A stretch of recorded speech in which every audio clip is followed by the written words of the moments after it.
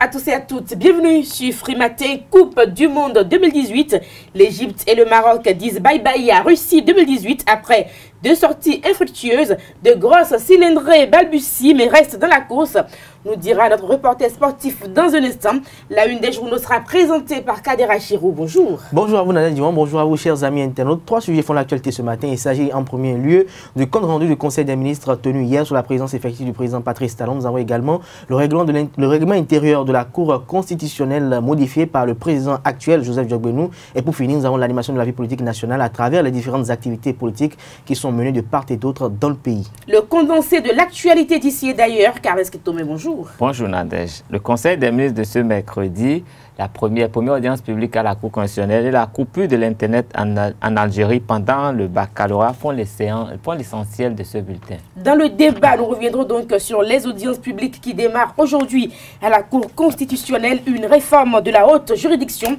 Nous vous donnerons en sport les affiches du jour par rapport à la Coupe du Monde Russie 2018, l'horoscope du jour, quelques informations pêle-mêle viendront meubler cette émission que nous avons toujours du plaisir à vous présenter. Bonjour à tous, bienvenue. Voici la une des journaux signée Kader Achirou. Bonjour à nouveau, chers amis internautes de la dépêche pour démarrer ce matin. Instauration des audiences publiques par les membres de la 6e mandature et les sages piétinent la Constitution. Titre Le Confrère, toujours avec le même canard, pour inexécution de la DCC.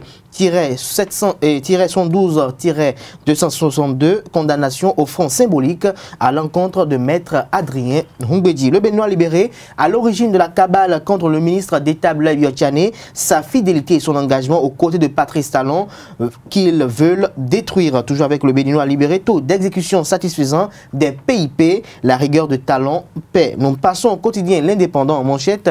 Grave et troublante révélation sur la gestion d'Emmanuel Thiondo, président de la Sénat. 325 millions de francs CFA offerts aux membres de la Sénat pour truquer les élections. Toujours avec L'Indépendant, mauvaise gestion des établissements scolaires, plusieurs millions de frais d'exonération des filles détournées au lycée technique d'Akasato. L'intendant accuse le proviseur. Nous restons avec L'Indépendant. Adoption du rapport d'exécution du PIP 2017 en Conseil des ministres hier. Les résultats du gouvernement globalement satisfaisants. La Nation, Conseil des ministres, programme d'investissement public, la bonne exécution des projets préoccupe. Toujours avec le quotidien national d'information. Reçu en audience par son homologue japonais à Tokyo, le ministre Aurélien Agbenossi salue les efforts soutenus du Japon. Matin libre à présent, audience publique ce jour à la haute juridiction, la juridiction constitutionnelle. La Cour désormais un lieu de show médiatique, s'interroge le confrère. Toujours avec Matin libre, programme de salubrité des plages, un autre scandale en vue chez José Didier Tonato au ministère du cadre de vie et du développement durable. Le routier, frustration au sein du MJADDD, mouvement des jeunes actifs pour la défense de la démocratie. Mécontents, les militants menacent de rompre les rangs pour de nouveaux horizons politiques. Toujours avec le routier, cité dans le putsch manqué au Burkina Faso, quelle est la part de responsabilité de Boniaï, s'interroge le confrère. Le progrès à présent, exécution du PIP gestion 2017, plus de 50% de projets conduits à terme. Toujours avec le progrès, aide au développement, Aurélien Agbenossi loue les efforts du Japon. L'Afrique à marge, Conseil des ministres relatif au PIP 2017, la rupture satisfaite d'un bilan complet. Où sont les écoles, les centres de santé, les adductions d'eau, les aires de jeu?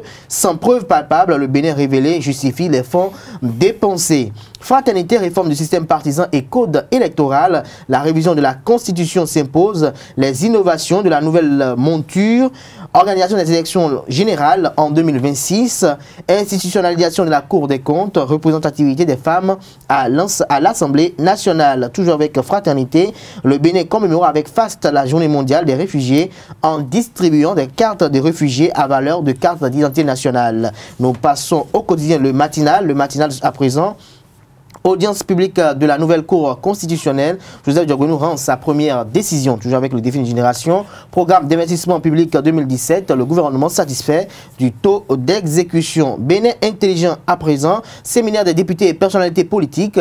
Tout pour la réforme du code électoral. Nous passons au quotidien Les Pharaons qui titre Restitution des biens culturels pillés. Le Bénin se dote de moyens adéquats pour leur bonne conservation. Merci à vous, Kader Achirou, pour la présentation de la une des journaux. Nous avons bouclé avec quel quotidien?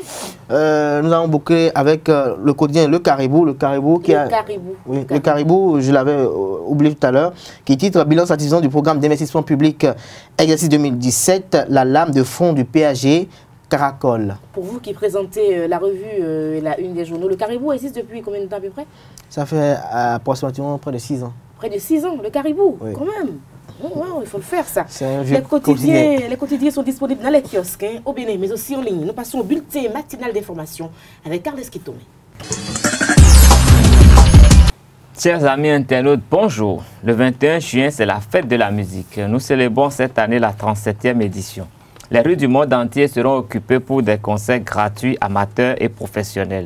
Tous les rythmes sont au programme. C'est en effet une fête initiée par Jack Land, l'ancien ministre français de la Culture en 1981 pour marquer l'arrivée de l'été. Concert événement ce soir, le rappeur français d'origine tchadienne MC Solar sera sur scène pour un concert qui sera retransmis en direct sur la chaîne française France 2. C'est une occasion de renouer avec les débuts du rap français francophone avec le mythique titre « Bouge de là ». À Cotonou, les traditionnels temples de la musique live seront ouverts. Seul couac, c'est la saison des pluies et la météo conseille de se mettre à la pluie, donc à l'abri. Donc pas de concert à l'air libre.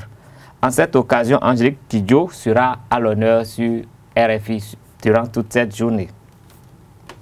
Le conseil hebdomadaire des ministres est tenu ce mercredi 20 juin sous la direction effective de son excellent le président Patrice Talon. Plusieurs dossiers ont été épluchés au cours de la séance. En voici le condensé proposé par Abdelkader Achirou. Le Conseil des ministres s'est réuni ce jour, mercredi 20 juin 2018, sous la présidence de M. Patrice Talon, président de la République, chef de l'État, chef du gouvernement. Au cours de la séance, les dossiers examinés se présentent comme suit. Au titre des mesures normatives, les décrets portant respectivement approbation des statuts du Centre de documentation et d'information juridique, approbation du plan national des fréquences radioélectriques en République du Bénin, transmission à l'Assemblée nationale pour autorisation de ratification du traité révisé de la Conférence internationale de la prévoyance sociale ont été adoptés. Au titre des communications, les dossiers ci-après ont été approuvés. 1. Rapport annuel d'exécution du programme d'investissement public, gestion 2017. Au 31 décembre 2017, sur les 291 projets et programmes contenus dans le portefeuille d'investissement public, 43 ont connu un taux d'exécution physique inférieur à 25%. Le nombre de projets affichant des taux d'exécution compris entre 25 et 50% est de 77, tandis que les 149 autres projets connaissent des niveaux d'exécution variant entre 50 et 100%. Prenant acte de ce rapport, le Conseil des ministres observe que la majorité des projets affichent des taux d'exécution globalement satisfaisants, mais que les performances auraient pu être meilleures si des difficultés administratives ne persistaient. Aussi, le Conseil a-t-il instruit l'ensemble des ministres aux fins de corriger les insuffisances persistantes, sources potentielles de contre-performance dans l'exécution des projets inscrits chaque année au programme d'investissement public. 2. Transformation structurelle du plan départemental de développement intersectoriel, PDDI. Le PDDI est l'un des outils essentiels de mise en œuvre du document de politique nationale de décentralisation et de déconcentration. C'est un organe de coordination des activités des services déconcentrés de l'État dans les départements. Mais sa configuration actuelle et son mode de fonctionnement ont besoin d'être revus pour les mettre en conformité avec le cadre de dépenses à moyen terme au niveau départemental dans le cadre de l'exécution du budget général de l'État. Cette mise en conformité découle par ailleurs de l'opérationnalisation des 12 préfectures de notre pays. C'est pourquoi le PDDI est transformé en plan départemental de coordination des actions de développement. Le Conseil des ministres a marqué son accord pour ce changement structurel et a instruit les ministres concernés de veiller à l'application diligente de cette mesure.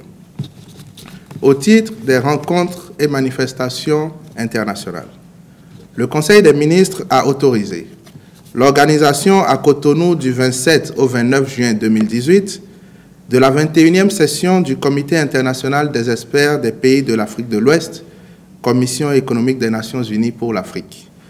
L'organisation à Cotonou du 12 au 14 juillet 2018 de la première édition du Salon international des mines, carrières et pétrole du Bénin, SEMICA Bénin 2018, et l'organisation à Cotonou du 11 au 16 novembre 2018 de la 14e réunion annuelle des Académies africaines de sciences à Maza.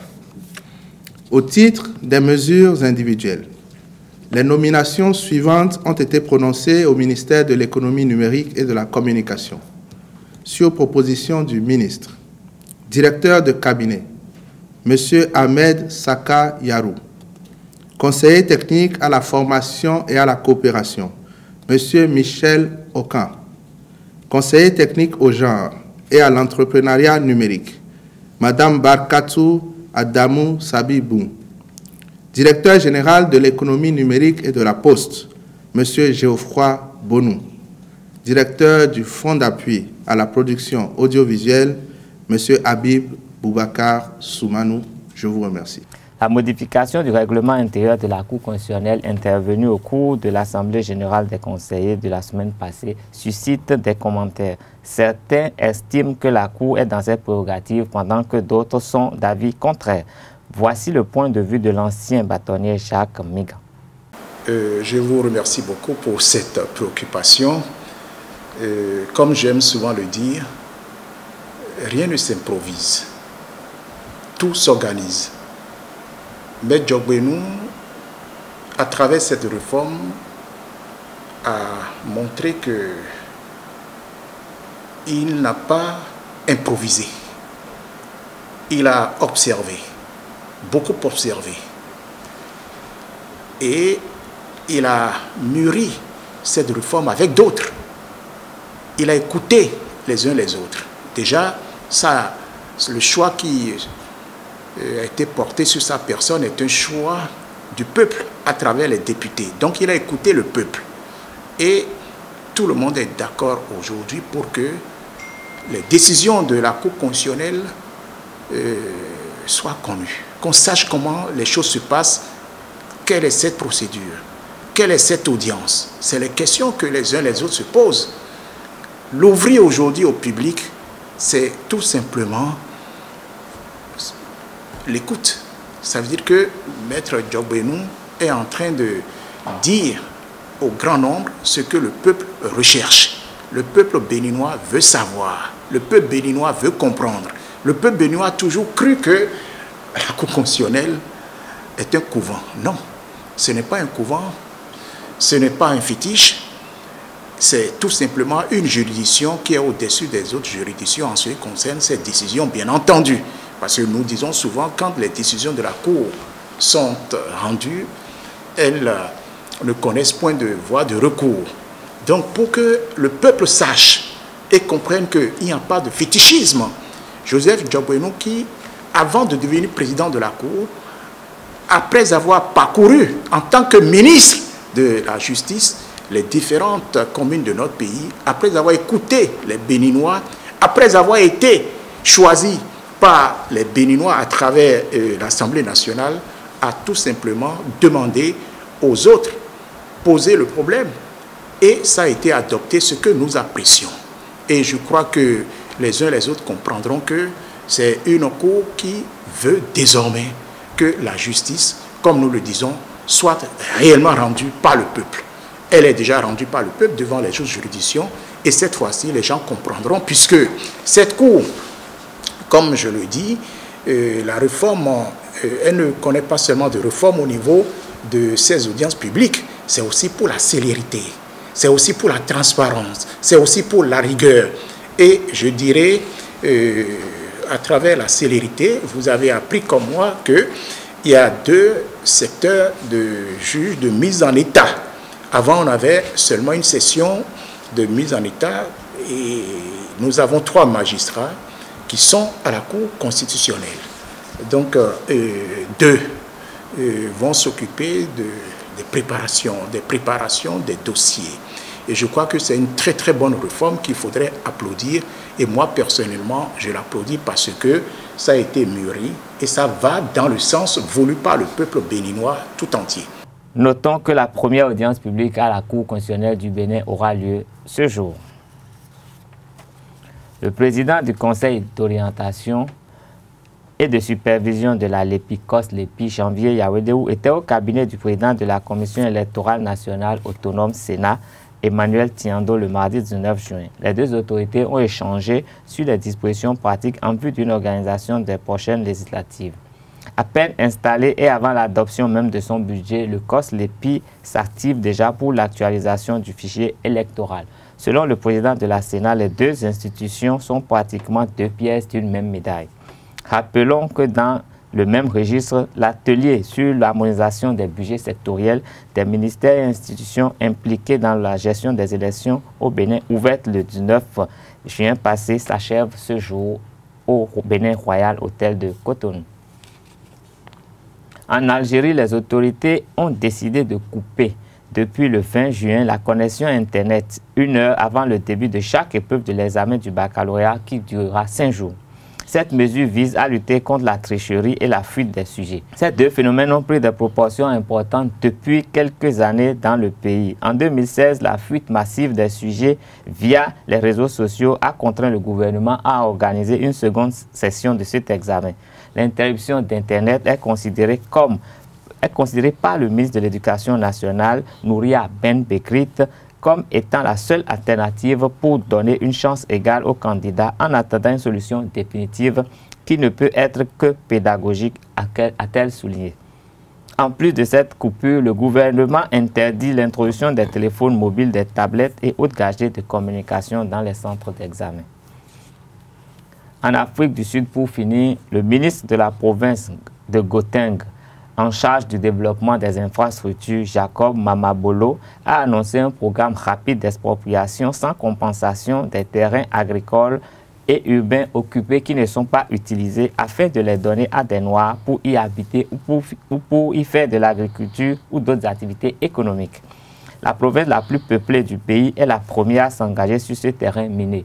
En février, le Parlement a voté une loi en faveur d'un changement de la Constitution pour pouvoir exproprier des propriétaires sans compensation financière, ce qui a provoqué une certaine panique chez certains investisseurs privés et chez les fermiers blancs. Ce sera tout pour cette édition. Merci de rester fidèle à Zawi TV. Merci à vous. La grande édition du journal est prévue pour 19 h sur Zawi TV. Prenez donc le rendez-vous. Nous passons au débat sur Free Matin. Le débat sur Free Matin, Carles Kitomé, vous avez commencé à en parler un tout petit peu, les audiences publiques qui démarrent aujourd'hui du côté de la Cour constitutionnelle et nous avons vu un tout petit peu la une des journaux. On espère que ce ne sera pas vraiment un show médiatique et que la Cour constitutionnelle ne va pas finalement ravir la vedette au tribunal. Oui, mais c'est vrai que nous sommes le 21 juin, mais je ne pense pas que les sages de la Cour constitutionnelle puissent prendre le risque de vouloir jouer au star. Ils peuvent quand même pas s'offrir un show médiatique. En plus que c'est leur baptême de feu, ils sont à peine installés et c'est la première fois que des dossiers leur sont vraiment soumis. Je ne pense pas que ce soit des gens qui soient de nature à vouloir offrir un show médiatique. Tout ce que nous espérons, c'est que en fait, c'est une journée aujourd'hui qui peut marquer en lettres d'or dans les annales de l'histoire du Bénin, parce qu'aujourd'hui, nous sortons des couvents, ce qui a été toujours caché au peuple, ce qu'on n'a jamais su, on ne sait jamais comment ça se passe à la Cour constitutionnelle. On se demande si c'est des sorciers qui s'asseyent, qui décident. On se demande si comment ils décident tout ça. On se demande vraiment comment ça se passe et on a toujours fantasmé sur à peu près ce qui se passe là-bas. C'est peut-être ça aussi qui fait, je sais pas moi, le charme de la structure, et puis bon, de la haute juridiction, pas de la structure de la haute juridiction. Quand on en parle, on est là. Bon, en fait, il y a beaucoup de supputations. Mais pour une fois, on va savoir à peu près comment ça se passe, comment ça se présente. C'est quand même une façon de démythifier ce qui se passe à la Cour et de faire savoir à tous les Béninois qu'après tout, la Cour constitutionnelle, nous appartient, elle est à notre disposition. Nous devons avoir le courage et la possibilité de saisir en cas de besoin, non de penser qu'elle est réservée pour une certaine classe. Ou pour et si la grande muette pourrait commencer à essayer de l'ouvrir aussi, ce serait tant mieux pour nous, pour les Béninois. Mais de toute façon, si les Béninois savent s'accommoder à la chose, ce ne serait que bénéfique pour tous. Alors, Kader Achirou, évidemment, Joseph Djogbenou, ce n'est pas un homme de l'ombre. Il fallait finalement trouver le plus par rapport à ses prédécesseurs. Il fallait finalement laisser un tout petit peu s'épanouir. Le laisser s'épanouir, au-delà de cela, je dirais même le laisser un peu être toujours avec ses amis journalistes pour pouvoir essayer de s'exprimer. Je pense que cette réforme de vouloir faire des audiences publiques à la Cour constitutionnelle, qui est une première d'ailleurs depuis le renouveau démocratique, est une réforme qui laisse quand même dubitatif les uns les autres. C'est vrai, pour des besoins de transparence et de célérité, on puisse quand même vouloir démystifier la chose.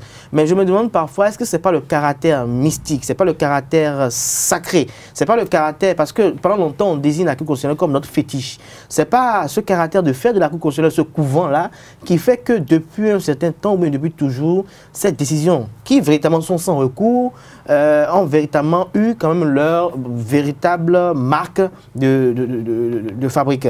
Et donc aujourd'hui, quand on veut aujourd'hui la rendre publique et qu'on veut la rendre accessible à tout le monde, ça veut dire que la Cour constitutionnelle deviendra quand même une maison qui sera familière à tout le monde. Et donc à ce moment donné, on dit la familiarité n'exclut pas le respect, mais on peut voir que la familiarité peut exclure le respect dans ce cas de figure. Quand on sait qu'aujourd'hui, il est très facile aux uns et aux autres de pouvoir manquer de respect à quelqu'un parce que cette familiarité n'est plus perçue par le passé avec les exigences que cela devait avoir. Donc je pense qu'il y a une crainte qui doit être là, c'est-à-dire que est-ce que les décisions de la Cour constitutionnelle ne seront pas suivis de beaucoup de remous que par le passé, ne seront pas suivis de beaucoup de spéculations que par le passé, parce qu'aujourd'hui on aura à l'issue de chaque décision de la Cour constitutionnelle des interprétations de part et d'autre. Et là on parle de droit constitutionnel, et étant donné qu'il n'y a pas de constitutionnaliste au sein de l'équipe de la Cour constitutionnelle actuelle, je pense qu'il y a des inquiétudes qui subsistent et persistent d'ailleurs. Et donc dans ce cas de figure, nous allons assister à l'avenir peut-être à des contradictions parce que les professionnels du droit constitutionnel vont dire qu'à ce moment donné, ils ont failli, ils ont fait ci, cela, parce que, étant donné que le président de la Cour constitutionnelle, ou bien étant donné que tel membre s'est basé sur tel article, il y a quand même, s'il y a comme ça, je ne suis peut-être pas juriste, mais je pense que quand on va encore rentrer dans les questions de jurisprudence, je pense que là, c'est la totale, ils vont essayer d'embrouiller le peuple à travers des thèmes hautement juridiques, et je pense que nous ne voulons pas cela. Je pense que, véritablement, pour des raisons de célérité, de transparence, je pense que conserver la Cour constitutionnelle dans son état ancien serait quand même toujours permettre à cette haute institution de pouvoir s'exprimer en toute autonomie et de pouvoir garder son secret de sage, parce qu'on parle de sage, Et j'en finirai pour dire que au-delà de tout, n'oublions pas que c'est cette Cour qui vient en dernier moment pour siffler la fin du contentieux électoral, pour dire tel est élu président, telle personne n'est pas élu président. Et si nous habituons les uns les autres à pouvoir spéculer, commenter avec beaucoup de véhémence les décisions issues de la Cour constitutionnelle, ça veut dire qu'à l'issue d'une élection présidentielle, nous pourrions avoir des contestations, mais pas des contestations, peut-être à la limite comme des remous, mais des contestations fermes visant à pouvoir banaliser cette institution. Je pense que pensons toujours au côté sacré de cette institution. Karas Ketome Kader va commencer à aborder un tout petit peu le problème. En fait, ça peut devenir un couteau à double tranchant. Cette affaire de rendre les audiences publiques, c'est vrai que c'est très bien parce qu'il y a les élections qui approchent. Les spécialistes du droit ne vont pas hésiter à monter au créneau pour essayer de montrer également que Djogbenou ne maîtrise peut-être pas tout. Il y aura quand même des remue-ménages. Oui, mais c'est vrai que la familiarité entraîne le mépris, mais je crois qu'en matière de droit, il n'y a pas une place intermédiaire. Donc, ce n'est pas un couteau à double tranchant. C'est pile ou face. Le droit peut être interprété en fonction de diverses manières, ça dépend. Non, on peut être conservateur et ne pas vouloir que les choses changent. Mais vous savez, quand vous allez au tribunal, quand le juge a pris sa décision, vous pouvez donner libre cours à toutes vos interprétations. Sa décision reste sa décision. Et il faut forcément qu'il y ait une juridiction supérieure pour pouvoir essayer de contester sa décision. Mais dans le cas d'espèce, la Cour constitutionnelle est la plus grande des juridictions. Donc, elle aura décidé, les gens vont beau interpréter, la décision sera sans recours, à moins que la Cour elle-même veuille ouvrir à nouveau le même dossier. Peut-être qu'il y a des faits nouveaux pour changer sa décision. Sinon, on aura beau faire nos commentaires, les juristes vont monter au créneau, les constitutionnalistes, quels qu'ils soient. Sur le plan international, on va banaliser les institutions. On ne pourra pas banaliser parce que la Cour constitutionnelle, c'est notre fétiche à nous. Si le président Diogbenou, on va voir un peu comment ça se passe l'exercice aujourd'hui. Le fétiche n'est pas la première fois que les gens contestent les décisions de la Cour. Il y a déjà des décisions de la Cour que des juristes, des constitutionnalistes ont essayé de contredire. Mais pas visage découvert. Parce que là, on pourrait enregistrer. Les gens ont fait des publications que nous avons lues dans les journaux et tout. Mais ça n'a rien changé à la décision de la Cour. Mais là, on pourrait avoir mieux. On aura certainement mieux que des écrits. On aura peut-être des images, on aura des sons. Mais on peut tout avoir. De toutes les façons, je pense que c'est très important de mettre les barrières très rapidement par rapport à ça. C'est vrai de pouvoir éviter. C'est vrai que c'est important d'y penser. En fait, ce que nous allons souhaiter, c'est la sagesse des 7 sages. Voilà. Parce que toutes les fois qu'il y aura de la sagesse dans les décisions qui seront prises, nous pensons qu'il ne serait pas possible que les gens contestent véritablement. Voilà. Et le président Talon qui invite donc les directeurs des structures étatiques à essayer de communiquer pour mieux faire voir les actions menées. Oui. Finalement, c'est pas trop tôt. C'est venu tard, mais comme on dit, mieux vaut tard que jamais. Depuis la semaine dernière, les directeurs des structures étatiques ont reçu la note leur indiquant de pouvoir quand même essayer un temps soit peu de mettre une certaine visibilité sur les actions pour que véritablement cela ait trait quand même aux actions du gouvernement parce qu'ils sont quand même les bras opérationnels aussi de ce programme très ambitieux et dénommé ou baptisé Bénin Révélé. Mais je pense que dans la foulée, cela vient damer le pion à ce qu'on a qualifié par le passé de normocommunication, de cette forme de communication qui emmenait les uns les autres à vouloir se cacher et empêchait un peu parfois les journalistes de vouloir exercer en toute indépendance et je dirais même autonomie leur fonction parce qu'ils étaient parfois interdits d'avoir des informations parce qu'on estimait que le chef ne veut pas parler. Aujourd'hui, le chef autorise et je pense que c'est une décision tout aussi salvatrice que... c'est une bonne décision. Elle amène le chef de l'État actuel ou le gouvernement actuel à pouvoir s'expliquer davantage face aux différentes attaques de l'opposition. Et surtout aux actions menées. Il y a une théorie qui dit qu'on parle de désinformation, on parle d'intoxication quand il n'y a pas d'information. Et déjà aujourd'hui que le chef d'État permet au directeur de structure étatique de pouvoir donner la bonne information, la meilleure information d'ailleurs. Donc je pense que la désinformation ou l'intoxication sera perçue autrement et elle ne permettra pas d'avoir l'effet qu'auraient voulu les détracteurs du gouvernement actuel. Je dirais pour finir avec cette décision qu'il faut quand même aujourd'hui maintenant freiner un autre pan de la chose. Parce que quand on demande au directeur de structure étatique de communiquer sur les actions du gouvernement, ce ne serait pas la même chose que de se servir des contrats qui seront effectués avec les journaux, les organes, pour aller servir leurs activités politiques chez eux, dans leur fief. Parce que j'ai du mal, beaucoup de fois, à voir que lorsqu'un politique retourne dans sa terre natale ou bien chez les siens pour faire une activité politique, quand je vois, même en tant que journaliste qu'on titre, directeur général du tête structure, alors qu'il n'y est pas là en tant que directeur général de tête structure, mais il est là-bas en tant qu'acteur politique pour peut-être porter, peut-être plus haut, le message du chef de l'État. Mais j'accepte cela, c'est de bonne guerre, puisqu'il y a des élections qui approchent, mais au-delà de cela, qu'on ne fasse pas de confusion. Et Kales Kitome l'a évoqué un jour ici, et il faut que cela n'amène pas les uns les autres, déjà à partir du jeudi que nous sommes, à commencer par préparer les week-ends avec les moyens de l'État pour ne pas dire que le chef a dit de communiquer, de rendre visible nos actions, donc je vais chez moi pour communiquer. Non, je pense que parce que je finirai pour dire qu'il faut faire autrement la chose, pour organiser autrement la chose, c'est-à-dire quoi? Exiger à chaque structure étatique, on peut prendre peut-être la structure X pour dire chaque 5, vous faites le bilan ou le point. On exige à des patrons de société, moi, à mon avis. Je pense que regardez quelqu'un comme Toboula qui n'a jamais arrêté de fonctionner comme il faut, parce qu'il aime bien le faire, c'est comme ça qu'ils le sont. Mais moi, j'aurais peut-être on ne va pas exiger au DG de faire tous les 5 mois, tous les 6 de chaque mois, ils vont venir s'exprimer pour dire en ce mois, on les laissera aller à leur rythme. Nous avons eu à faire 6 Merci de garder vos conseils des spécialistes communicationnels pour vous-même. Et dès que vous faites consulter, vous nous en ferez part. Alors, Kales Kitome. Mieux vaut tard que jamais, a-t-on dit sur ce plateau, mais je pense plutôt que nous sommes en face de 2 hypothèses. Soit c'est l'échec de la normocommunication, soit c'est une stratégie savamment planifiée suivant le calendrier électoral béninois. Et je veux m'expliquer en disant que vous avez vu, depuis le 6 avril 2016, les Béninois se plaignent que les robinets sont fermés, qu'il n'y a pas de l'argent dans le pays et nous sommes engagés dans des réformes. Et aujourd'hui, nous sommes à peu près à quelques mois des prochaines législatives et le gouvernement a décidé, a donné aujourd'hui la possibilité aux entreprises, aux directeurs généraux de communiquer, ce qui permet d'injecter de l'argent dans le monde de la communication, ce qui permet de nourrir un peu les journaux, tous ceux-là qui aujourd'hui sont quand même... En dérive, vous le dites comme ça.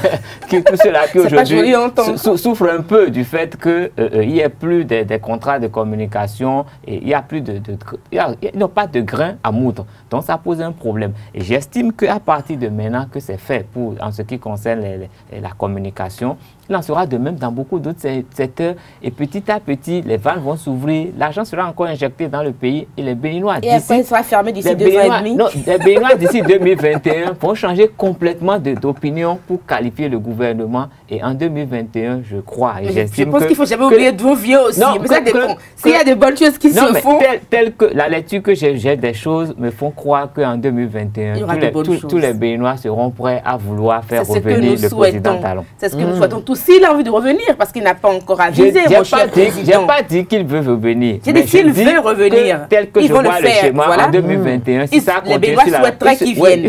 J'ai dit s'il veut, lui, il peut refuser qu'il ne revienne pas. Le président Talon est un gentleman quand même. De toute façon, il a dit qu'il va aviser, on va le laisser aviser. J'observe. Et le Bénin, c'est le fatigue un peu. Le peuple béninois s'est révélé. Parce que le peuple béninois n'est pas très mature. Le président est trop mature, donc peut-être que de plus en plus, il ne comprend pas, il ne vous comprend pas. Parce que de toute façon, pour moi, ce n'est pas et vous ne comprenez pas que c'est important que le pays puisse évoluer. Pour moi, ce n'est pas le fait du hasard. Je me dis seulement que c'est bien planifié et que, bon, on verra le résultat. Merci à vous, Khaled Kitome Kader Achirou. Merci. C'était le débat.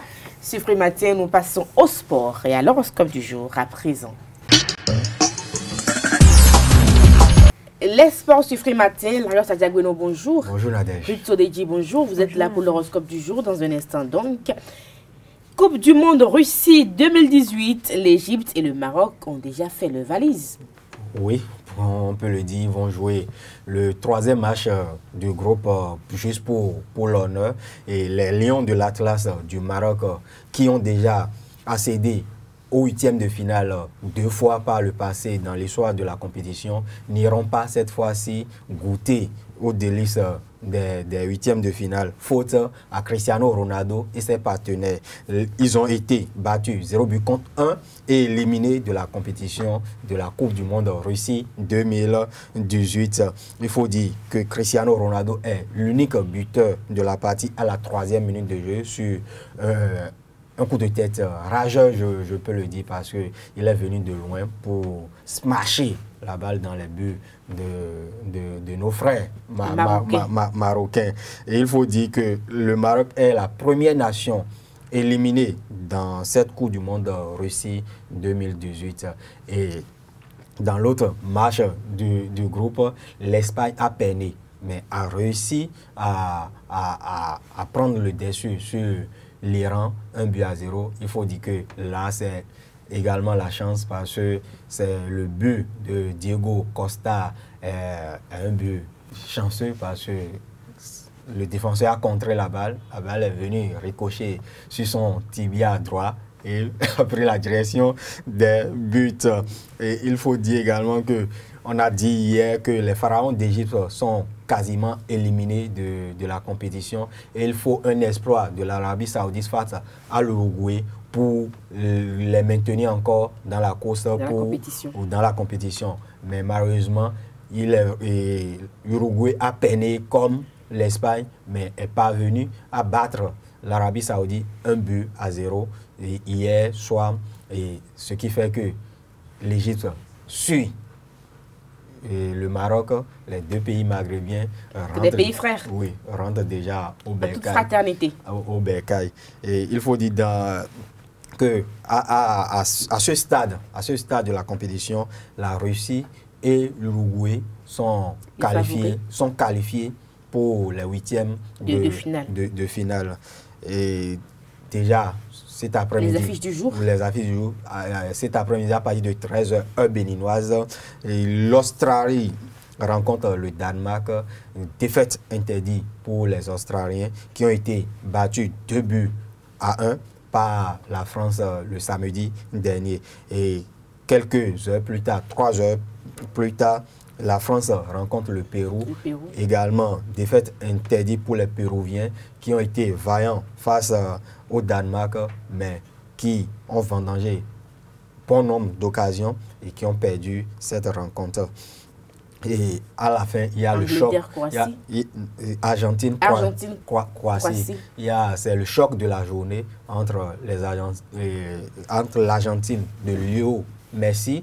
Quand on parle de Cristiano Ronaldo, là où il y a Cristiano Ronaldo, il y a toujours Lionel Messi qui circule dans les couloirs. Donc Lionel Messi aura une chance ce soir de faire un grand match parce que le samedi dernier, il a manqué un penalty au cours de la partie, un penalty qui pouvait donner, je vais dire, qui pouvait donner la victoire à sa formation, et un penalty marqué à la 63e minute de jeu face à l'Islande. Donc l'Argentine de Léo Messi rencontre la Croatie de Lucas Modric. Et il faut dire, notre consultant Valère Wandinou parlait de la discipline du groupe, de la discipline tactique, et pour raison de discipline de groupe, il y a un joueur croate qui a été exclu de l'effectif et qui est déjà rentré chez lui. Merci à vous, Larios Adjadjabeno. Donc, au cours de cette Coupe du Monde 2018, on remarque que de grosses cylindrées, comme vous l'avez notifié, balbutient, mais restent quand même dans la course. C'est également le charme du sport roi. Oui, c'est le charme du sport. Et il faut dire qu'il y a le nivellement des valeurs maintenant au niveau du football. Il n'y a plus de petites équipes par le passé, comme on le dit. Et sur le papier, on voit qu'il y a de grands noms, il y a de grands joueurs, il y a des talents qui toutes les équipes se valent actuellement. Même, tout le monde a la même chose. Et c'est l'esprit d'équipe qui gagne. C'est ça qui a permis au Sénégal la solidarité dans le jeu, un bloc soudé, la détermination, la rage de vaincre. C'est ça qui a permis au Sénégal de battre la Pologne. Le Sénégal, ceux qui toute l'Afrique compte désormais. Ouh là là. Pas trop par le froid de l'Afrique. En tout cas, ils peuvent bien nous représenter. Merci à vous, Larios Adjadjabeno. Nous passons à l'horoscope du jour avec Ruth Odeji. Mesdames et messieurs, amis internautes, bonjour. En démarrant par les amis Bélier, ce jour, la prévision du jour les positionne clairement au devant par rapport à la concurrence.